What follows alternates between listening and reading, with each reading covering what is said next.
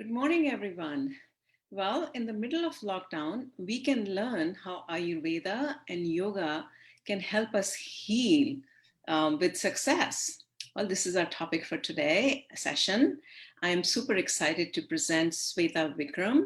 She is the best-selling author of 12 books, an Ayurveda and a mindset coach who is committed to help people thrive. Welcome, Sweta. Thank you so much, Amita. It's such a joy to be sharing. I'm in New York, so it's afternoon for us to be sharing a Sunday afternoon conversation with you and your audience. Great. So we will just start with the basics of Ayurveda.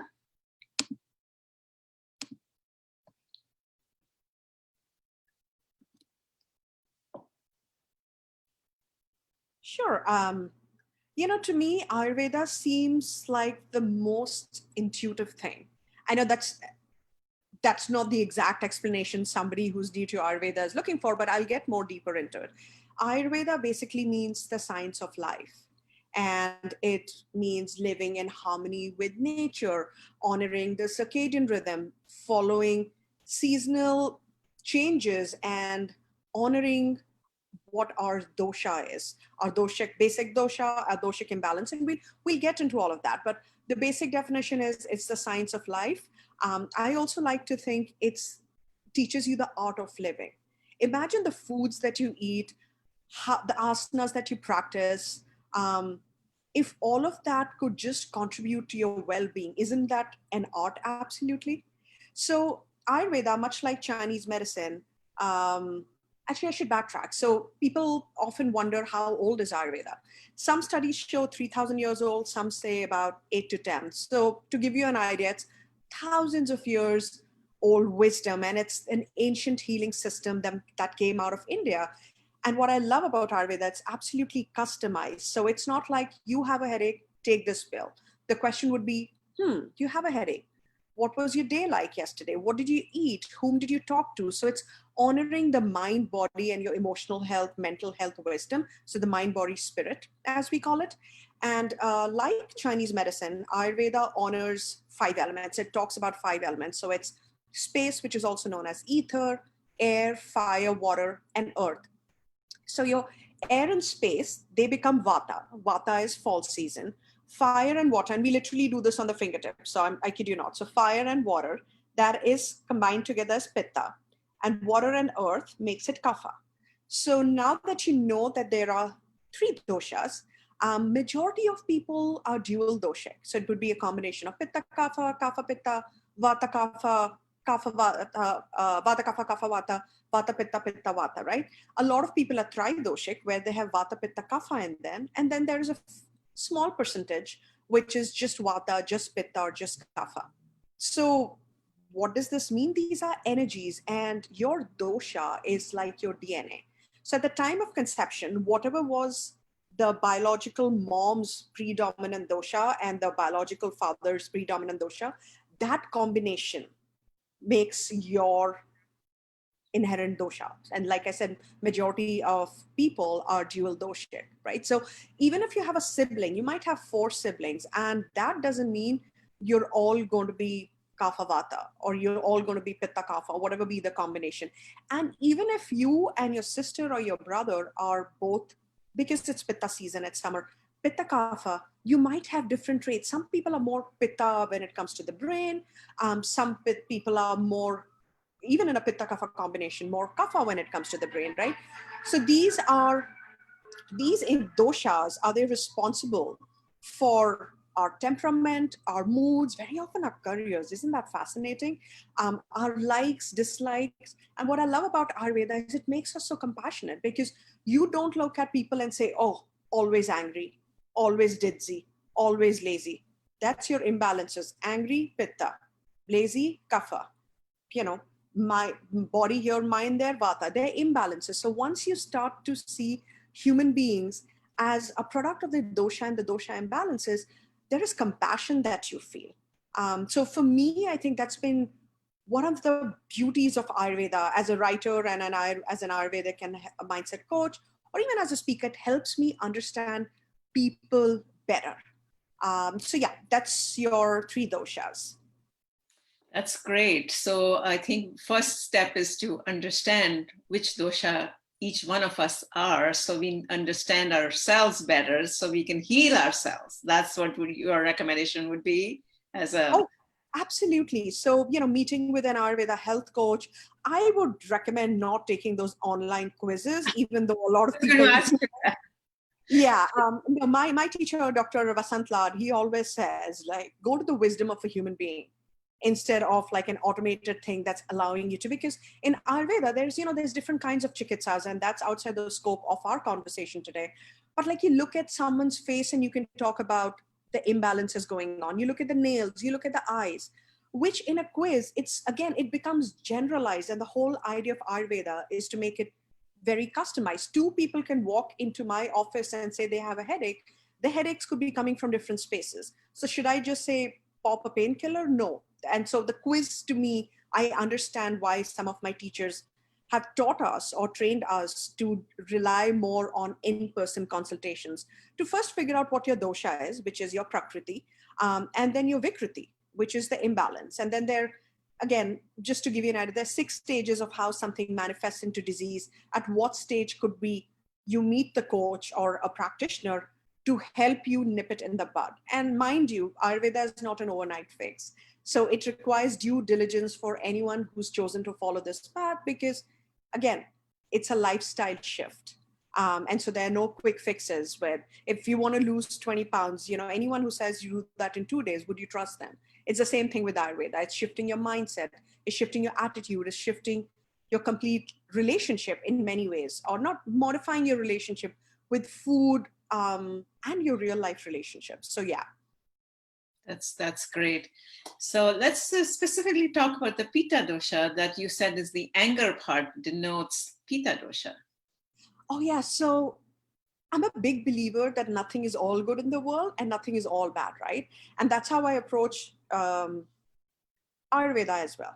So in that, when pittas are often world leaders, so Obama, so extremely bright, very detail oriented, can be intense, but that's when they're imbalanced. Very successful, the type A's that you define are very often pittas, right? But again, because pitta is all about transformation, so the transformation of information here.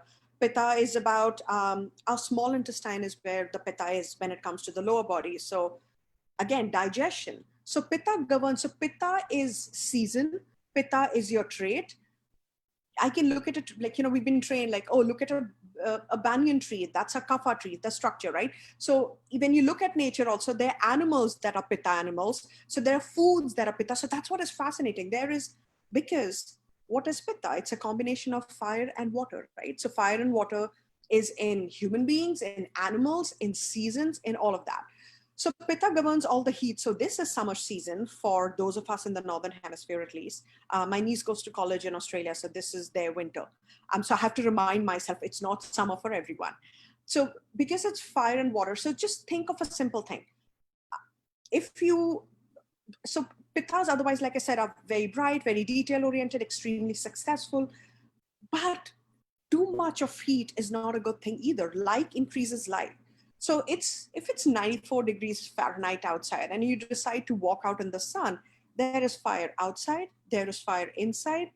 It shoots up the fire within. So if you are pitta predominant, that can make you moody, a little bit annoyed, sometimes critical, sometimes judgmental.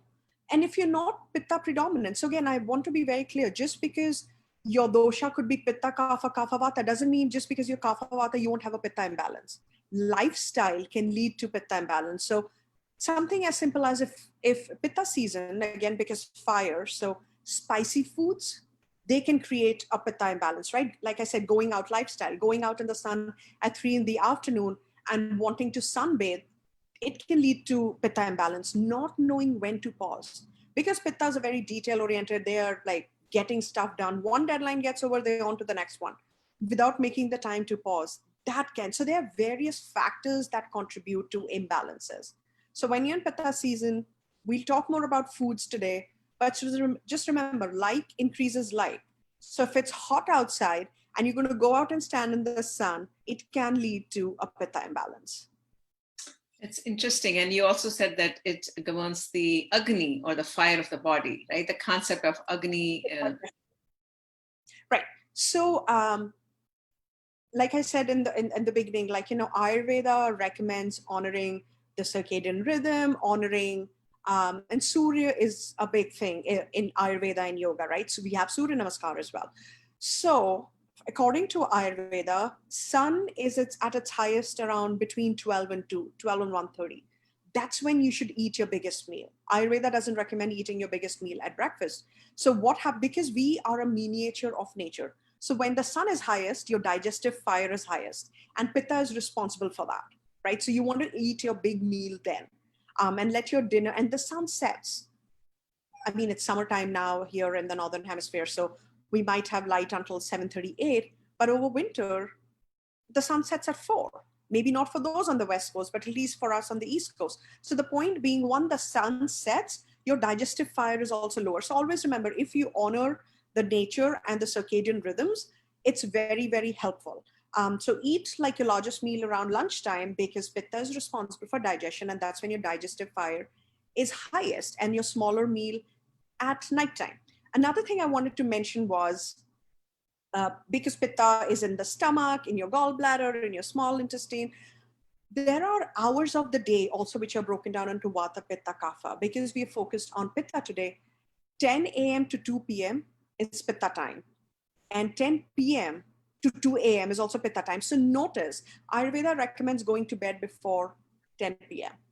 Notice if you have a late night, you could be super sleepy, and then there is 10:30 and you get like the second wind, where you don't want to sleep and you're like, oof, I can go conquer the world right now. I can finish writing a book. So you've gotten into Pitta time, and then you feel all wired. So you want to do these restful activities during Kapha time. So Kapha time is 6 a.m. to 10 a.m. and 6 p.m. to 10 p.m. So get into bed before Pitta time starts, and also wake up before Kapha's time starts in the morning. So again, the circadian rhythm: sun is out, wake up, go to bed early. Yeah, is there anything else that you wanted me to get into, Amita, in terms of Pitta and? No, I think I just wanted our viewers to understand. I think you've doing an amazing job.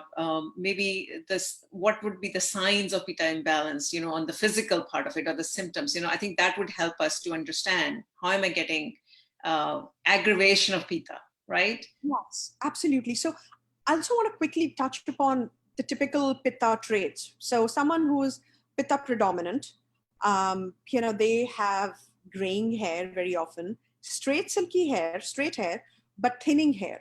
The intensity of Pitta, remember, hot-headed. So in balance, brilliant, rule the world. When imbalanced, I'll share what those signs are. Pitta is a medium height, medium weight. They can be very intense, right? So they exhaust not as easily as Vatas, but they can get exhausted. So pay attention to your body. For Pittas, we often recommend take a 20-minute nap in the afternoon, because you will get so much done in the first half. It's also Pitta time, remember, that you might feel exhausted. So that is a general recommendation. But like, Pitta manifests in different ways when there's an imbalance. So if there are 5 kinds of Pittas, right? So if something happens on the skin, notice if you're getting acne, or extreme cases, there's rosacea and psoriasis. But those are like diseases of Pitta imbalance. But like simple ways in which you might be able to tell if you have like a Pitta imbalance going on, um, this kind of burning sensation, right, in your palms very often, or the bottom of your feet, or like rashes, and not allergy to food, just rashes, like tiny heat boils. Some people get inflammation, redness, right, redness of eyes, because Alochik Pitta sits in the eyes as well. Some people might get fever. For others, if the Pitta imbalance is in the digestive system, they might get a loose motion. So diarrhea is another offset. So those are more symptoms that you can see, right? In terms of feeling, notice if you're feeling, Pittas are intense by nature, like I said. So, but when they're out of balance, they can be very critical of themselves and those around them. So check in with yourself, like, am I judging somebody else's lifestyle? Am I judging my own choices? How critical am I of the people around me and myself? Moody, you're smiling. Right now is the pandemic time. So, being moody is something the lifestyle brought upon by as a result of the pandemic might have impacted the moods. But with pittas, very often you'll be like, they're smiling right now, and then they're very easily irritable when they're out of balance. Very temperamental, sharp tongue. Pitta is very sharp, right? Because it's fire, remember. It's also fluid. So the sharp tongue. So simple things. So a lot of pittas, when they have an imbalance, they might also get acidity, acid reflux, heartburn. So there are different signs. It could manifest in your eyes with your eyes burning, or it could manifest in your skin. It could manifest in your digestive system. It can manifest in your moods, in your temperament. And that is why Ayurveda is all about the mind, body, spirit connection, right? It's not in isolation. There will always be these signs. So start tuning into your own bodies and your own minds on a daily basis. Oh, yes. Also, some people get nauseous and vomit when they have pitta imbalance. Mm-hmm.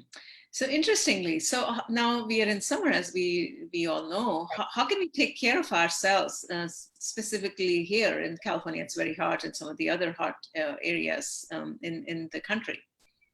So I'm smiling. I say this because for pittas, learn to pause and laugh. First things. They're so intense and serious that they forget to laugh. And, you know, laughter literally is the best medicine. So it's okay to take a break. My fellow pittas, I'm a pitta myself. It's okay to not go into work overdrive. It's okay to not beat every deadline. Meet it. You don't have to beat every deadline. Like pittas often are very competitive, and even if they're not competing against others, they will compete against themselves. So first, check in with yourself. How are you feeling? What are you doing? And I'll get into foods and other things, but that mental checkup on a daily basis is very, very necessary, because you might notice you get this heartburn and this acid reflux, and at the same time you're feeling all critical and judgmental. So pause, laugh, smile. Nature does wonders for pittas. So you find trees, trails, and I think Stanford University, Amita, did this research that just close to 20 minutes if you spend in nature, it can do wonders for releasing stress. So like I said, pittas are extremely bright, but they can be really hot-headed too when they're imbalanced.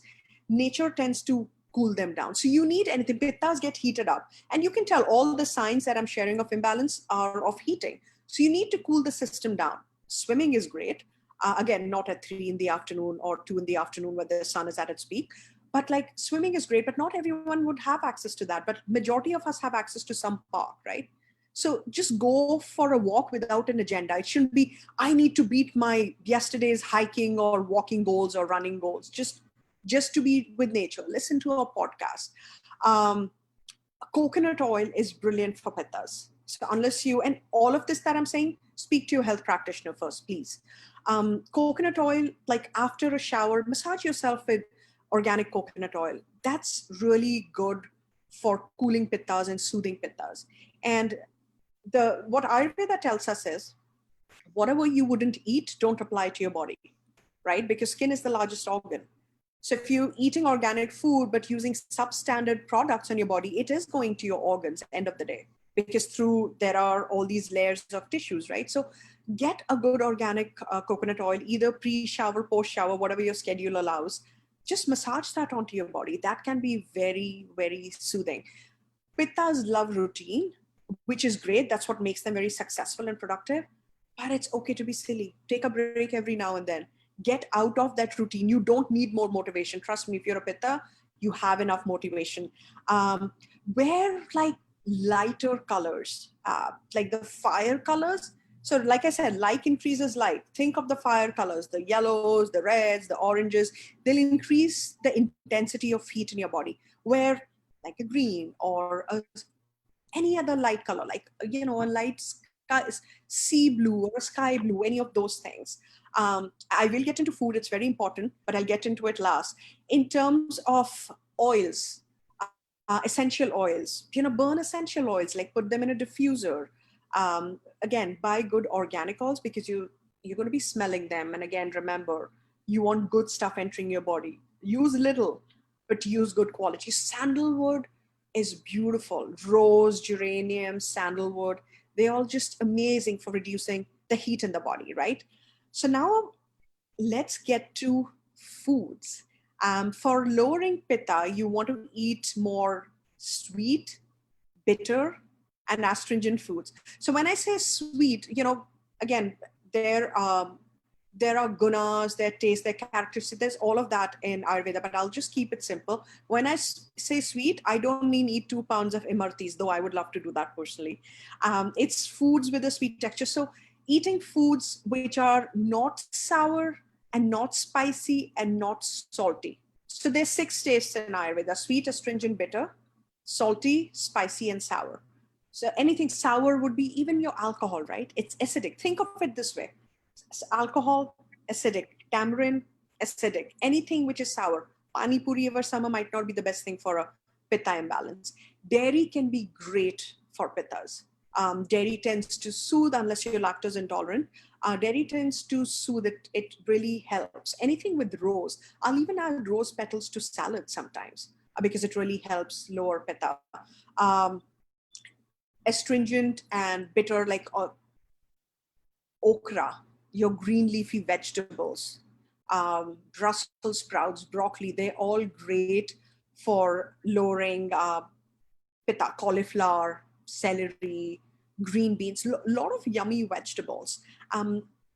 Little bit of animal products is okay, but like egg yolk would be a no-no if you are experiencing pitta imbalance. By now you know the signs. It's because it really creates a lot of heat in the body, right? And you don't want anything which increases heat in the body.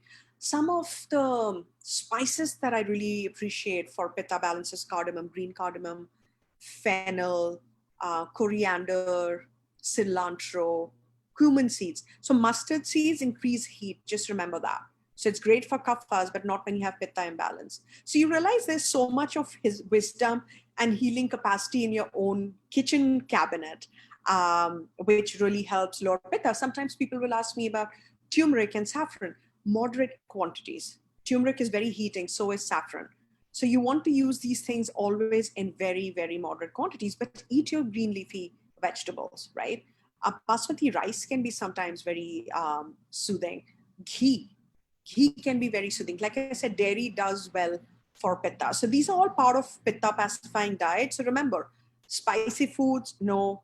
Potato chips, very salty, no. Sour foods, the chakpata stuff, as we say in Hindi, no, not for pitta season, because they're going to aggravate your pitta.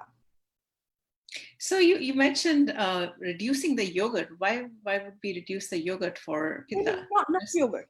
No, increase the dairy. Dairy does very well for pittas. Yeah, Okay, yeah. got it, got it, got it. All right, so let's shift gears a little bit. Let's talk about yoga and pranayams. Yeah, so until I started to study Ayurveda, I always had this question that which Ayurveda answered for me, that I would go into a yoga studio meet, and I'm a yoga teacher myself, but this is when I hadn't trained to become one. I was still just practicing. I would walk into a studio, and some days my headstands would make me feel like I had conquered the world, and some days I would be so annoyed. So I got very curious. It's the same teacher. Sure, my mood might be making a difference, but how can one asana do wonders for me on one hand and make me annoyed on the other? And your answer, friends, is in Ayur Yoga. So yoga using the Ayurvedic principles. So because again, remember, heat. This is the heated season.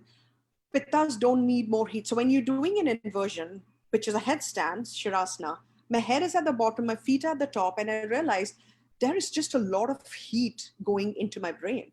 So if maybe if I was dealing with a kapha imbalance and I walked into a studio, I might have enjoyed a headstand. But when I feel like my kapha and vata are balanced and my pitta is aggravated, and when I do a headstand, it increases the heat. So it throws me off balance. So that's the beauty of Ayurvedic yoga, that you practice yoga according to your doshic balances and imbalances. So the first thing for when there's too much heat, whether in the body or the atmosphere, the environment around you, is instead of Surya Namaskar, do more Chandra Namaskar. So moon salutations, different poses, because sun salutation is great, and it's part of my daily practice, right? Uh, but it creates a lot of heat. And if you already have an imbalance, you don't want more heat in the body.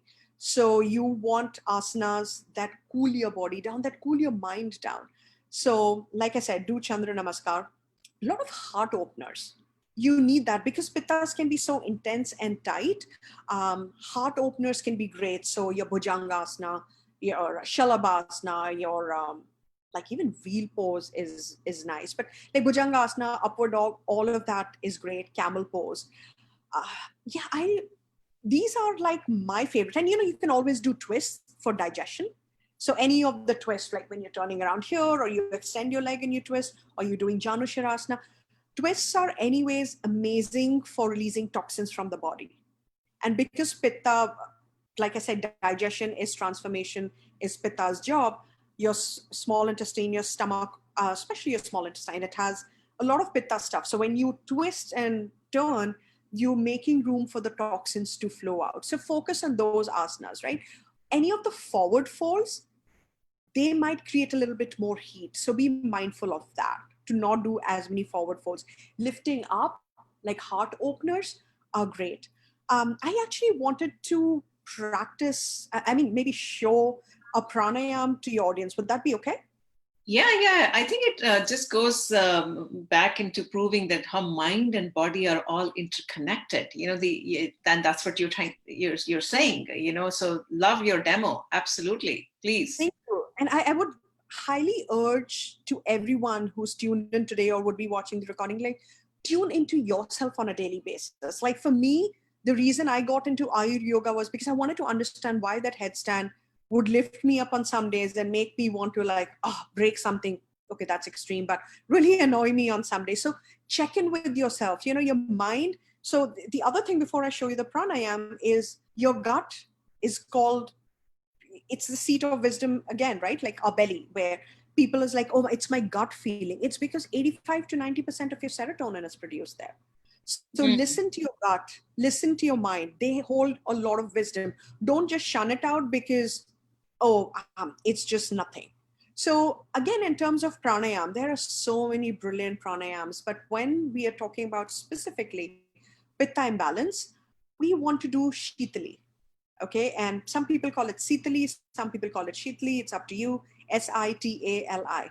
So the basic idea, I'm sitting on the floor with my legs crossed. If you're sitting on a chair, I would recommend you uncross your legs, um, and just roll your tongue like this, right? Yeah. And for those people, I have clients who have trouble rolling the tongue. Just bring your teeth together. So this is Shitkarsha. So you basically, and you'll feel that we'll do it 5 times. No, let's do it 7 times actually. And it's because 7 is the number my teacher recommends. And you'll feel the difference. So you roll your tongue in or through your teeth and exhale with your mouth closed through your nose.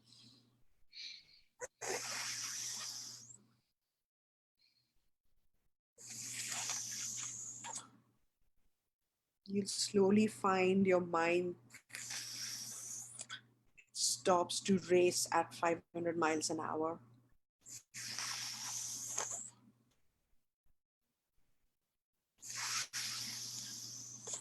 You might start to feel cool air. We'll do one last one. So this is great to get rid of any heat trapped in the, it's one of the ways. Remember, Ayurveda is all about a combination of things. What kind of asana, what kind of food are you eating? What kind of oils are you using? What kind of pranayam are you doing? So there are different facets that can help you find that balance again. This is just one way.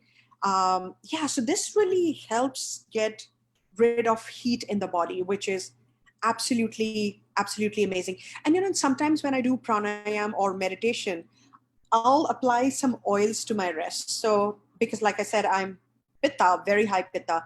Coconut oil use works very well as a carrier oil for me. And you can buy these ready made. I'm not recommending one way or the other, whether you make it or you buy it online. But I use coconut oil because again, it cools the system. And beautiful. So eucalyptus is one I would stay away from over here, over summer. A lot of spas use eucalyptus oil, right? And it smells so great, like it's very invigorating, but it can be very heating. So you want to use lavender instead over summer season.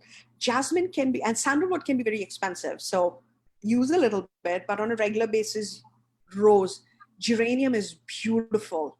Mint can be peppermint, not peppermint because that's not as much, but mint gardenia, jasmine, sandalwood. For pittas, also sunflower oil works really well as a base oil. So I know even Whole Food sells it. A lot of local stores will sell. You can buy it online as well. There is Pitta balancing oils that people use for massages. So there's this whole plethora. Do your research, figure out what works for you, make sure you're okay with using these products. But what I'm sharing is what I tend to typically use or recommend to my clients to low. This is another way. Oils are supposed to be extremely effective in terms of lowering the heat. And while the Vata mind can be all over the place, the Pitta mind can be very intense. This should have been done 300 years ago. It's not gotten done. So you need something. So oils can really help you take it down a notch. And that's why I think Abhyanga is such an important practice that they have, in Ayurveda. That's what they start with. Absolutely. And it really, so you, again, depending on whether it's your Vata or Pitta or Kapha, there are different kinds of Abhyanga. But like coconut oil, I know with one of my clients, and we can talk with, it helped with her eczema. So coconut oil is also very nourishing, and eczema oftentimes can be a manifestation of pitta imbalance.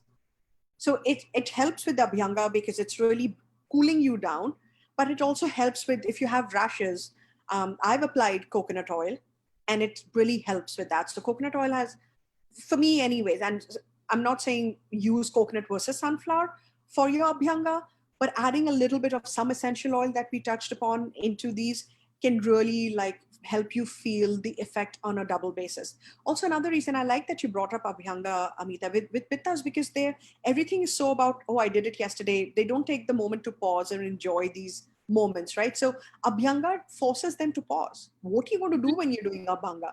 You will pause, and then you appreciate yourself. Like touch therapy is big in many forms of therapy, right? So with COVID, we like very often with my clients, I'll tell them just to hug themselves because we all are missing hugs, and it really calms the system. So with pitta, because they oftentimes will not show their vulnerabilities, something simple as this, it's such an intimate moment where you're telling yourself also you're going to be okay. It's okay if you didn't beat this deadline, you just met it, doesn't make you any less substandard. So it's like the mind body connection. So abhyanga can really help with that. And also oil much more than moisture. So oil goes to the deepest levels of our tissues, which a moisturizer or a body lotion might not necessarily. It sometimes might clog the cells instead, the pores. So oil is great because it really, really, really goes down deep inside and nourishes you. And you notice like in Kerala, I remember one of our neighbors growing up, I did not understand why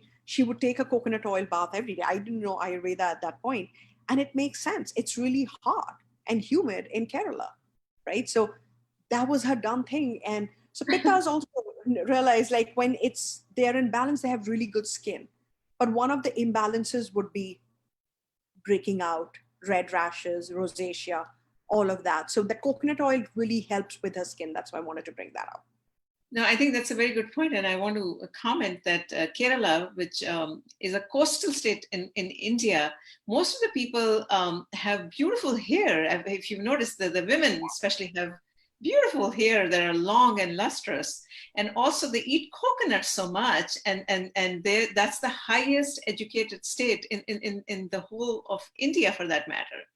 And that brings to your topic of coconut oil and abhyanga because they practice Ayurveda. That's that's the only form of medicine that that state practices. Than Right. any other part of the world, for that matter. Just and it's amazing, how educated they are, and how healthier they are than rest of the country, for that matter. And it's also very interesting. I've studied Ayurveda in the US, in Western India, in Southern India, and you'll notice the philosophy of chikitsa, of assessment, sometimes just down south is different than the way it's taught up north. So that's also an interesting point to note. Like someone who's practicing Ayurveda, and I'm just making this up, in Delhi, might not have as much access to coconut oil. Versus in Kerala, you're like all around, and the coconut water there is just magical. You take a sip and you realize how incredible it is. And they're literally the way they treat their clients in India, they call patients. It is different from the way, and it's not good or bad, just the system is very different. Whether it's pulse or any of that, you will not see many people do pulse diagnosis all the time, in my experience in southern India, as much as you would see it in like Maharashtra or up north. So I just wanted to share that with the audience. It's pretty unique how they do everything there in Kerala. Sure, sure. So let's talk about a few of your client success stories in US here. Sure.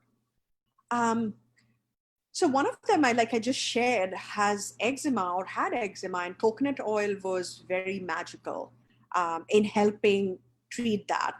But I also wanted to talk about two other clients, which is very interesting because they are medical doctors. They're Western practitioners. So it was a more in because they have their mindset around what Ayurveda would be. Um, but it was interesting. Like they worked with me. One of them lost 30 pounds.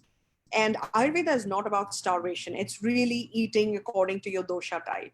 And it sounds magical, but no, it's work, but it's beautiful work when you start to see the difference. This client of mine was more energetic, and it's not just because of the weight loss. Of course, your weight loss is impacting how much energy you have, and it also impacts how you feel. You look at yourself in the mirror, because that was his goal. That I'm not saying weight loss is a goal for everyone. For him, that was a weight goal. So he looked what he saw in the mirror. That really boosted his confidence. And he sent me a message. He was at a medical conference, and everybody was like, his group was like, what did you do? Like, it's not just, sometimes people lose weight and they start to look sick or weak, or the skin sags. When you're doing it the Ayurvedic way, because you're eating exactly what you need to eat, you're not spending 5 hours in the gym, you're doing exactly what you need to do. There's a glow on the face, because our skin is a reflection of our digestion in many ways. So, if your digestion is okay, your skin is going to be okay. And Ayurveda, all the healing and wisdom starts with your digestion, Pitta, right? So yeah, that was incredible watching him lose weight. Then he got me to work with his family as well. So on many levels, it was a beautiful, humbling experience. When a doctor says, no, Ayurveda works for me. Then I had another doctor whose child has sleeping issues.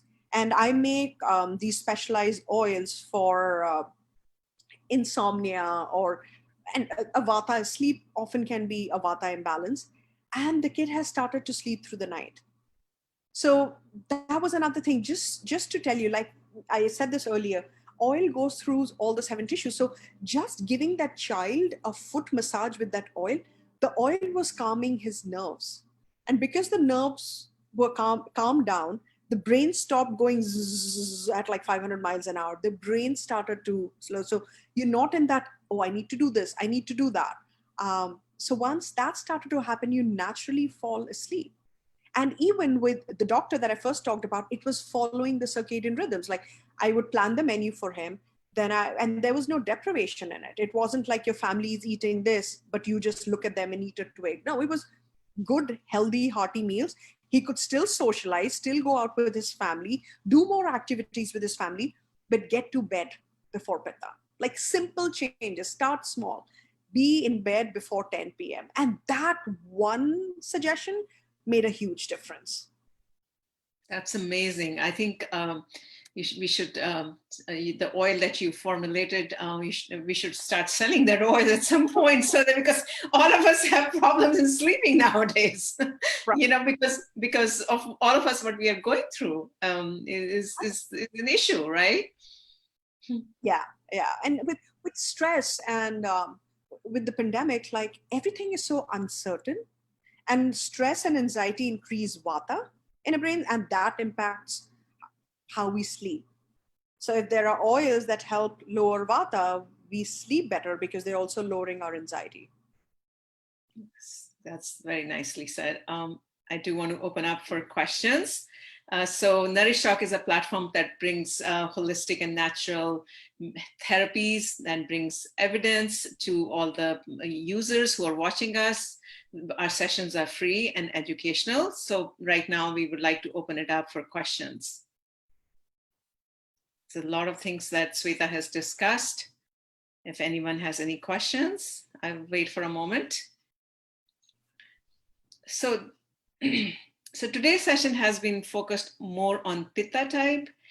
In the subsequent sessions, we'll be talking about Vata and Kapha type. Those are two other doshas, but today's session was on Pitta type. Yeah, we are in Pitta season. So Amita and I, while we were talking, we were like, it makes sense to help you all for suggestions for the season that we are currently in. Okay, so I think you explained it really beautifully. I would, say that any other questions are there, please let us know. You know how to reach us. I've put our email there. We are on Facebook. Share with your thoughts, how you like the session. Give us your feedback.